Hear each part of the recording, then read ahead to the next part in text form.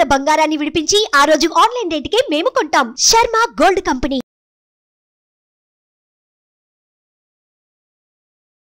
నమస్తే, welcome to Suman TV. నేను మీ యామిని. ప్రస్తుతం మనతో ఉన్నారు ప్రముఖ ఆధ్యాత్మికవేత్త, ప్రముఖ జ్యోతిష వాస్తు పండితులు మనతో సూర్యనారాయణ శర్మ గారు ఉన్నారు. వారితో మాట్లాడదాం.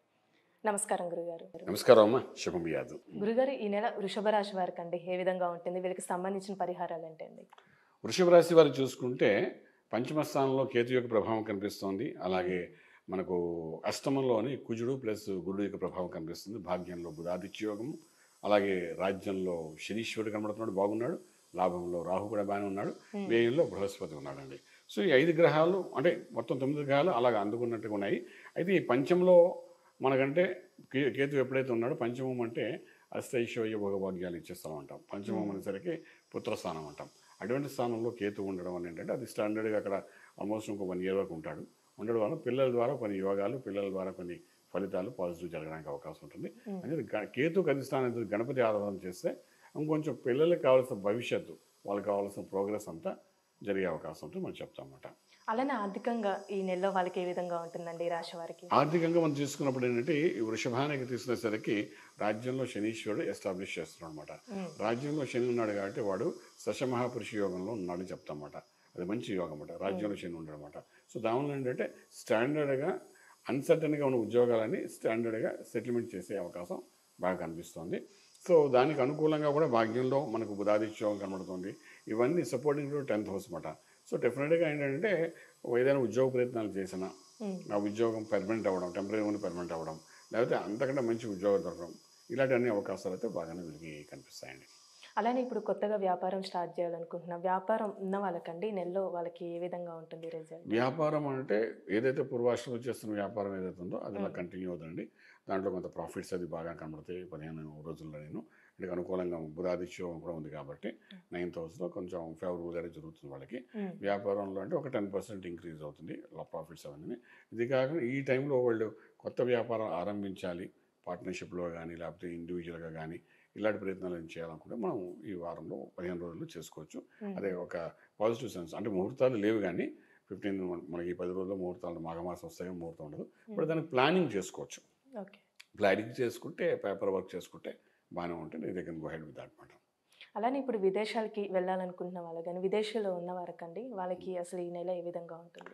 విదేశాలకు వెళ్ళాలి, చదువుకోవడానికి వెళ్ళాలని విద్యార్థులకు శ్రీకారం చుట్టచ్చు, దాన్ని ఇనిషియేట్ చేయొచ్చు. కానీ విదేశాలకు వెళ్ళి సెటిల్ అవ్వాలి అని కొంతమంది ఉద్యోగం కోసం వెళ్దాం అనుకుంటారు, కొంచెం చదువుకోవడానికి వెళ్దాం అనుకుంటారు. ఓకే, ఈ ఉద్యోగం కోసం ప్రయత్నం చేద్దాము లేకపోతే ఏదో ప్రాసెస్ ప్రకారం వెళ్దాం అనుకున్న వాళ్ళకి మాత్రం ఈ 15 days కొంచెం న్యూట్రల్గా ఉందండి. ప్రయత్నం ఎక్కువ చేయకండి, దానికోసం స్పెండ్ చేయడం కానీ ఇలాంటివంటే కొంచెం చేయకుండా ఉంటేనే బాగుంటుంది 15 రోజులు. బట్ చదువుకునే విద్యార్థులు మాత్రం వాళ్ళు చేసే ప్రయత్నాలు చేసుకోవచ్చు, ప్రాబ్లం లేదు. అలానే ఇప్పుడు స్టాక్ మార్కెట్కి సంబంధించండి నెల వాళ్ళకి ఏ విధంగా ఉంటుంది? ట్రేడింగ్ బాగుంటుందండి. స్టీలు, సిమెంటు, ఐరన్, తర్వాత స్క్రాప్ బిజినెస్ మీద, క్రూడ్ ఆయిల్ మీద, వాటి మీద ఇన్వెస్ట్మెంట్ చేసుకోవచ్చు వాళ్ళు. సో ఇన్వెస్ట్మెంట్ చేస్తే ప్రాఫిటబుల్గా బయట రావచ్చు. అది ఒక పాజిటివ్ సైన్గా ఉందని చెప్పచ్చు వాళ్ళ గురించి. అలానే ఇప్పుడు వివాహ ప్రయత్నాలు చేస్తున్న వాళ్ళకండి ఈ నెలలో వాళ్ళకి అసలు ఏ విధంగా ఉంటుంది? ఈ వివాహ ప్రయత్నాన్ని కొంచెం ఆగాలండి వీళ్ళు. ఈ యొక్క 15 రోజులు ఆగాల్సి వస్తుంది. ఎందుకంటే గురుబలం సంగతి ఎలాగున్నా ఇక్కడ మనకు వివాహం అనేసరికి ఏంటంటే ఒక 5th, 7th, 9th హౌస్లో లక్ ఎలా ఉంది అనుకుని చూస్తాము. ఈ 9th హౌస్కి వచ్చేసరికి కుజ శుక్రుడు ఇద్దరు కలిసి ఉన్నారనమాట. సో వీళ్ళిద్దరు కొంచెం దూరం అయ్యేంత వరకు ఈ వివాహ ప్రయత్నాలు కొంచెం ఆగితేనే బాగుంటుంది. అలానే ఇప్పుడు సినిమా పరిశ్రమకి సంబంధించి కానీ రాజకీయ రంగాలకు సంబంధించండి వాళ్ళకి ఏ విధంగా ఉంటుంది నెలలో? ఇక ఫిలిం ఇండస్ట్రీలో మనం తీసుకుంటే చాలా అద్భుతంగా ఉందండి.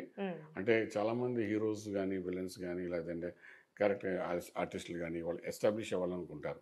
వాళ్ళు ఎన్ని సినిమాలు చేసినా వాళ్ళకి ఎస్టాబ్లిష్మెంట్ ఉండదు. కొంతమందికి ఏదో ఒక కెమెరా ముందు కనబడతారు, వాళ్ళు కనీసం ఒక డైలాగ్ కూడా ఉండదు.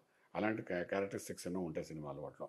బట్ ఇప్పుడు ఎస్టాబ్లిష్ అవ్వడం అనుకున్న వాళ్ళు ప్రయత్నం చేస్తే మాత్రం ఈ 15 రోజులైన అవకాశాలు వస్తే దే కెన్ క్యారెక్ట్ ఆర్టిస్టులు కానీ వాళ్ళు కానీ మంచి అవకాశాలు వస్తాయి. ఒకవేళ అలాంటి దేవుని చిన్నదే కదా వదులుకోకుండా ఒకవేళ ఎంట్రీ ఇవ్వగలిగితే మాత్రం ఇది ఎస్టాబ్లిష్ చేసేస్తుంది వాళ్ళ లైఫ్. సో అలా ఉంటుంది కాబట్టి నేను ఫిలిం ఇండస్ట్రీ వాళ్ళకి చెప్పాలనుకున్న విషయం ఏంటంటే ఏదైనా న్యూ ఆర్టిస్టులు ఎవరైనా ఉన్నా లేకపోతే చిన్న చిన్న క్యారెక్టర్స్ మనం ఎందుకు చేయాలి, పెద్దది వస్తే ఎందుకు చేస్తాం, చిన్న వస్తే చేయకూడదు అనే ఒక ఆలోచనలో ఉంటే మాత్రం ఆలోచన పక్కన పెట్టుకుని వచ్చింది కరెక్ట్గా చేసుకుంటూ వెళ్ళండి. ఎందుకంటే వీళ్ళకైనా శని 10th హౌస్లో ఉన్నాడు. ఉన్నప్పుడు ఏం చేస్తారంటే ఎస్టాబ్లిష్ చేస్తారు, మంచి ఎస్టాబ్లిష్మెంట్. ఇప్పుడు చాలామంది ఒక సినిమాతో కనపడకుండా పోయిన వాళ్ళు ఉన్నారని. కానీ ఇక్కడ ఏంటంటే ఈ టైంలో ప్రయత్నం చేస్తే మంచి స్లోగా మంచి ఎస్టాబ్లిష్ అయిపోతారు. ఇంకా పెద్ద పెద్ద హీరోల గురించి మనం మాట్లాడక్కర్లేదు, వాళ్ళు ఏం చేసినా నడుస్తుంది అనుకోండి. కొత్తగా ఎంట్రీ అయ్యే వాళ్ళకి చెప్పాల్సిన విషయం అంటే it's a good time in fact. అలానే ఇప్పుడు రాజకీయ రంగానికి సంబంధించింది వాళ్ళకి ఏ విధంగా ఉంటుంది? రాజకీయం రంగం ఫిల్మ్ ఇండస్ట్రీ వేరండి. రాజకీయ రంగంలో మాత్రం ఈ 10th house and 9th house అంత సపోర్టింగ్గా లేదు వీళ్ళకి. రాజకీయ రంగానికి కుజుడి యొక్క బలం ఉండాలి. కుజుడు ఉచ్చస్థితిలో ఉన్నాడు, బాగున్నాడు, కానీ అక్కడ శుక్రుడితో కూడా కలిసి ఉన్నాడు కాబట్టి, శుక్రుడు అన్నవాడు ఏమంటే ఈ రాజ్యానికి అధిపతి, వాడితో కలిసి ఉన్నాయి కాబట్టి డెఫినెట్గా కొంత కన్ఫ్యూజన్ అనమాట. ఇప్పుడు పార్టీలు మారాలని చాలామంది అనుకుంటారు, ఎస్టాబ్లిష్ చేసుకోవాలని కొంతమంది అనుకుంటారు. ఎస్టాబ్లిష్ చేసుకోవాలనుకున్న వాళ్ళకి బాగానే ఉంటుంది. ఈ పార్టీలు మారాలి, ఈ కొత్త పార్టీ పెట్టాలనే వాళ్ళకి, ఇలాంటి వాళ్ళకి మాత్రం ఎదురు దెబ్బని చెప్పచ్చండి. అది కొంచెం కాంప్లికేటెడ్గా ఉండాలి మనం చెప్పచ్చు. ఓన్లీ ఎస్టాబ్లిష్ చేసుకునే వాళ్ళకి బాగుంటుంది.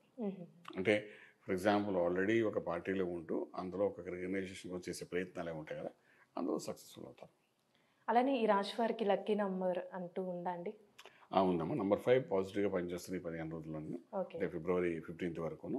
సో నంబర్ 5 బేస్ చేసుకుని ఏమైనా చేయాలనుకుంటే చేయొచ్చు, ప్రాబ్లం లేదు. ఈ రాశి వారికి ఆరోగ్యం పరంగా ఏ విధంగా ఉంటుందండి? ఇక్కడ ఆరోగ్యం దగ్గరికి వచ్చినప్పుడు ఏంటంటే మీకు ఆల్మోస్ట్ అష్టంలో కుజుడు ప్లస్ శుక్రుడు యొక్క ప్రభావం కనిపిస్తుందమ్మా.